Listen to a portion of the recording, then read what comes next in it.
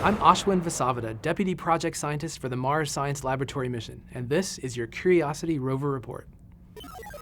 Curiosity has spent the last 2 months studying the first rocks that we can tie to the base of Mount Sharp, the 3-mile-high mountain in the center of Gale Crater. This is our first look at what the mountain's made of.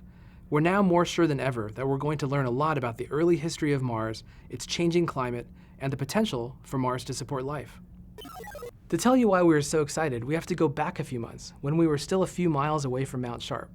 At that point, our team started noticing distinct patterns in the rocks around us.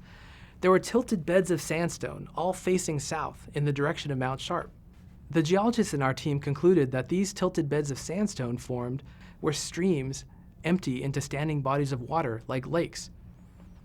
The sediments carried by the flowing water sink when they enter the lake, forming a sloped wall that slowly advances forward as sediment continues to fall. In September of this year, Curiosity arrived at the rocks that form the base of Mount Sharp itself. What we found waiting for us was a new type of rock, one that forms when tiny particles of sediment slowly settle out within a lake, forming mud at the lake bottom. These mudstones are very finely layered, suggesting that the river and lake system was going through cycles of change. Our hypothesis is this: where now there is a mountain, there once was a lake.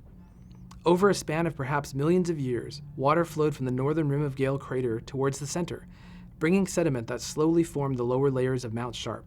At any one time, the lake may only have been a few meters deep, just enough to form those sandstone deltas and thin layers of mud.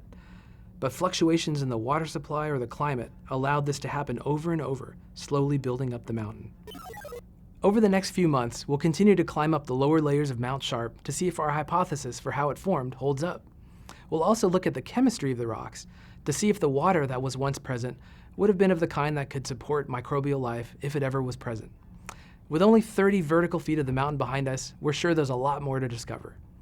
I'm Ashwin Vasavada, and this has been your Curiosity Rover Report.